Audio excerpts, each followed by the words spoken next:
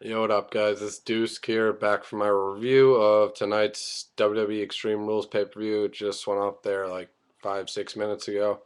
Overall, I thoroughly enjoyed this show. I was very pleased with it.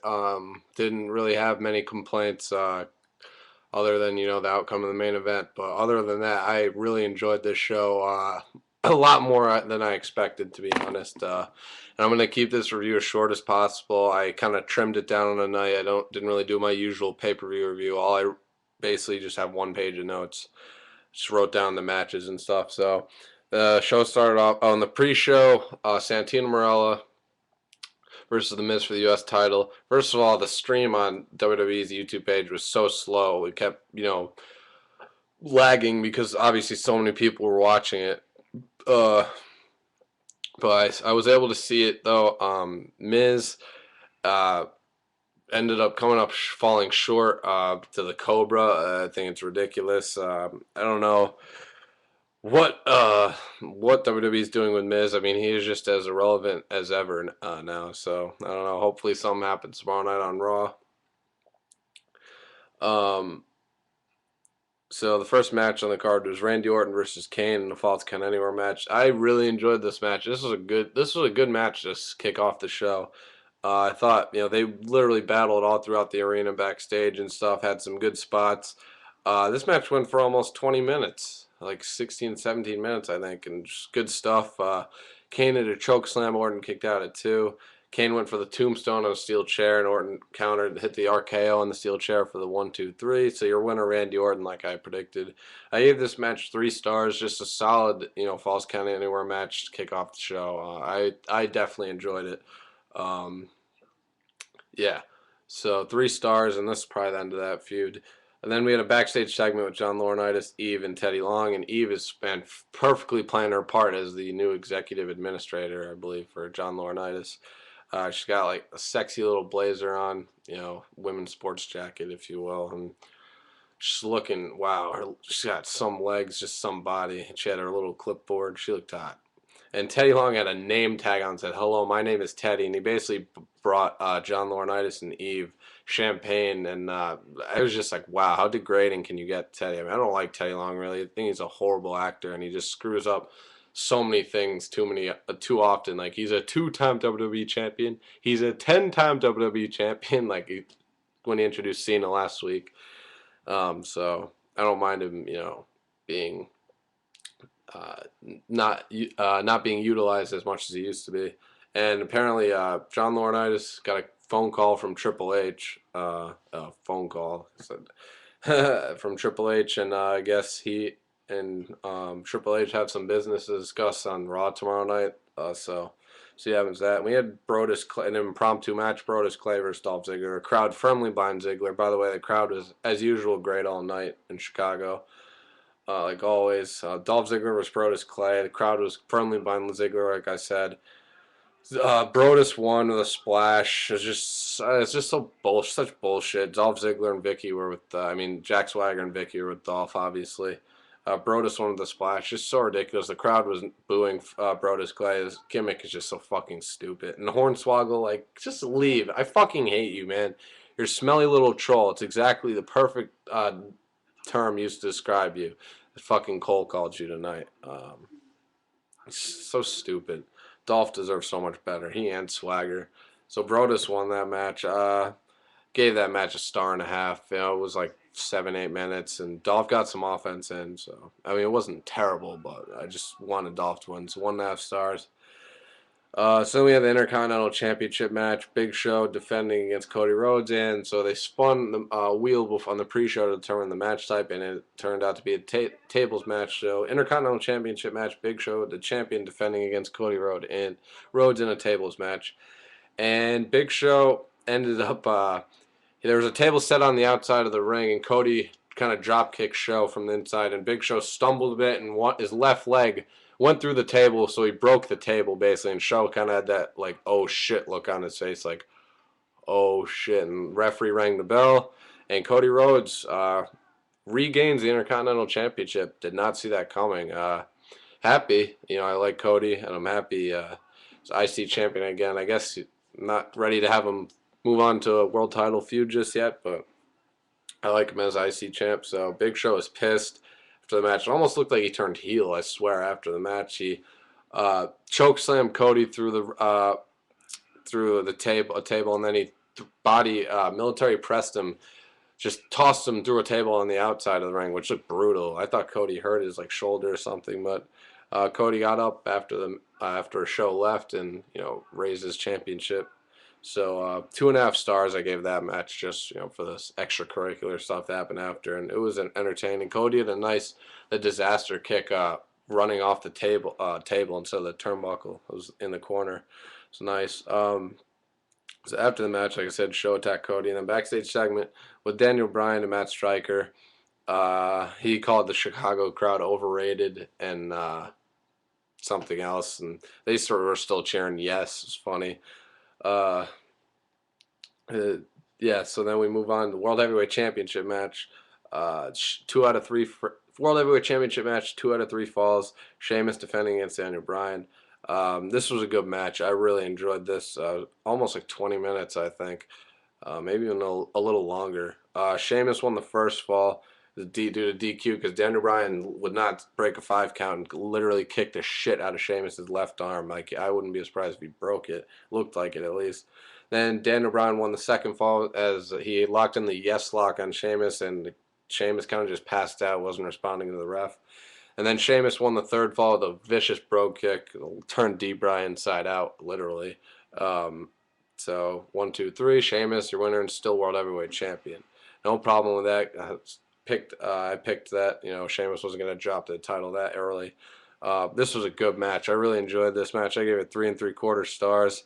Really enjoyed the first fall. It was intense, and the second fall was quick, but then the last one was a little longer, but it was very, very entertaining. These two put on a good match. They can work well together.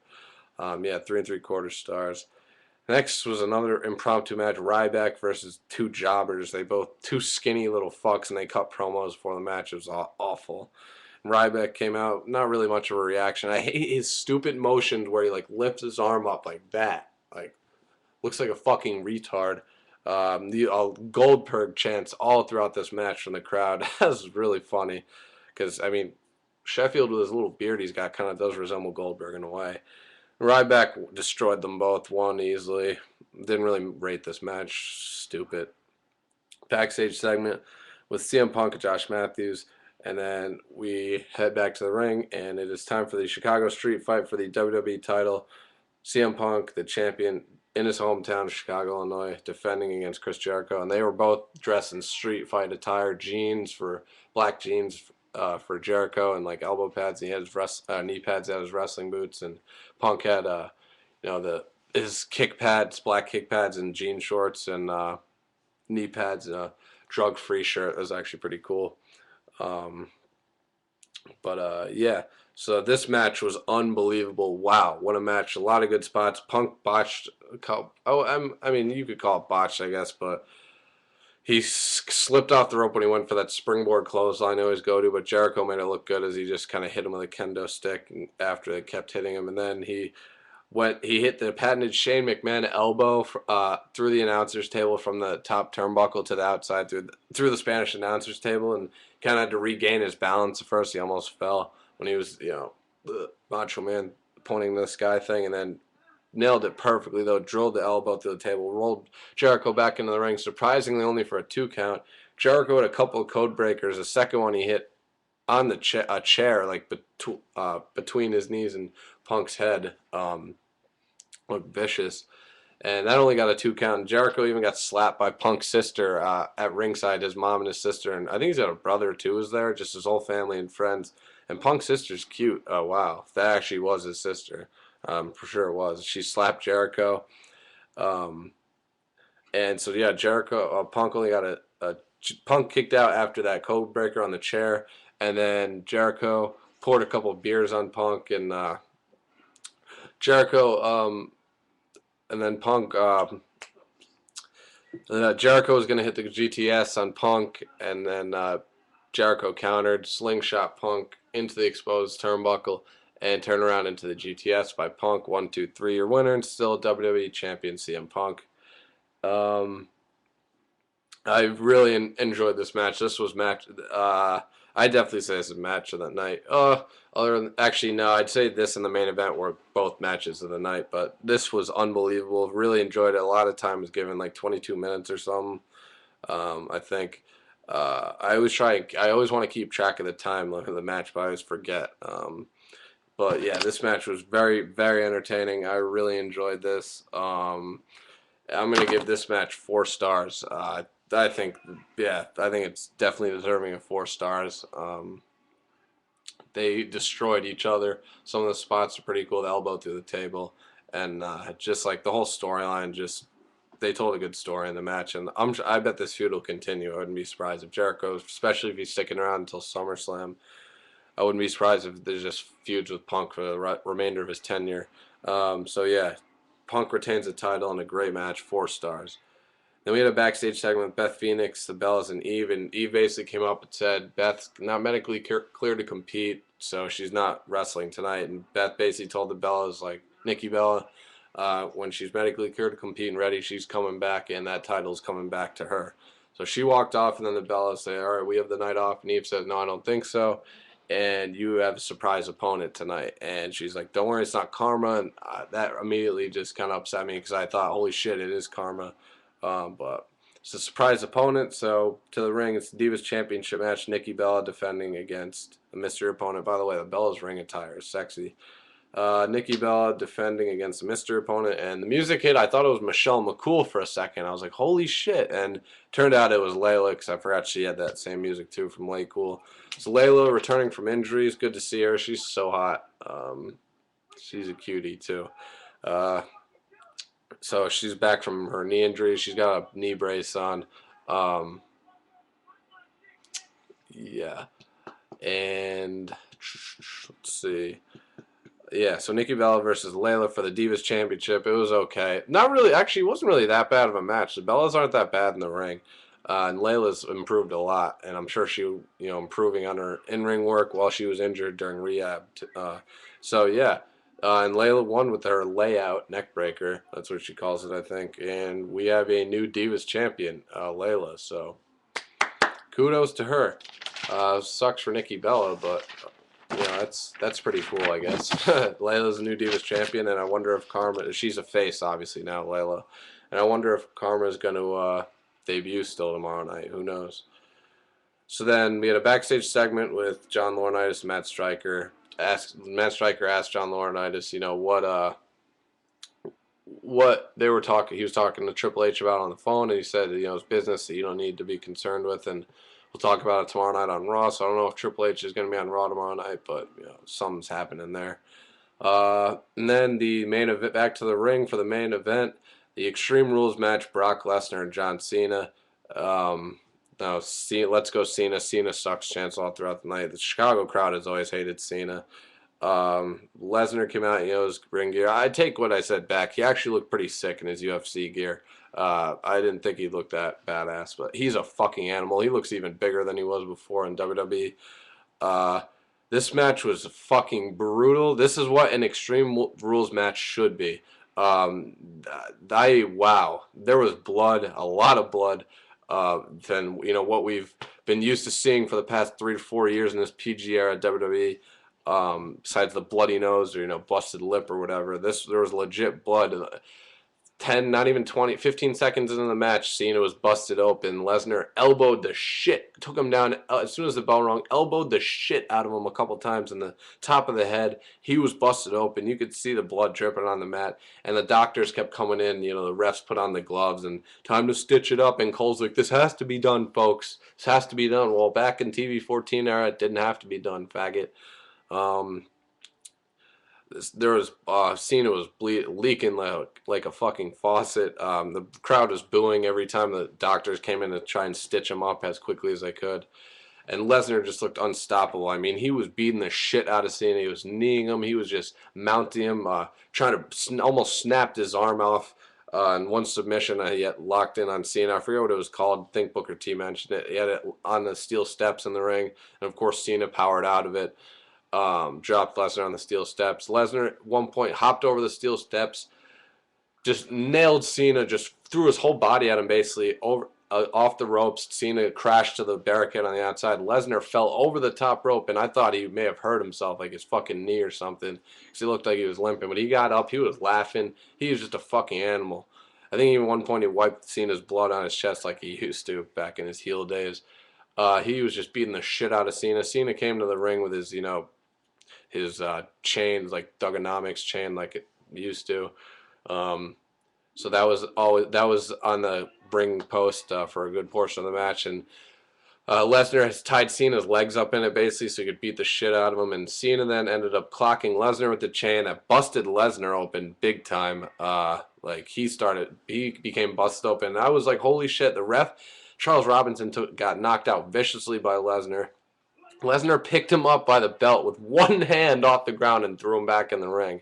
And then Lesnar hit an F5, but when he was spinning Cena around there, his leg caught Charles Robinson, the referee. So he didn't get all the F5, and then that knocked Charles Robinson out again.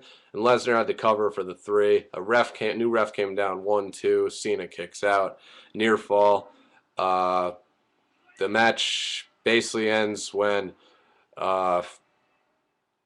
Cena hits a couple moves and starts to get all fired up after he knocked Lesnar with the chain, busted him open, and he hits the attitude to the FU. I'm sorry, I refuse to call it that other name. Hits the FU on Lesnar on the steel steps for the 1, 2, 3. So John Cena, your winner.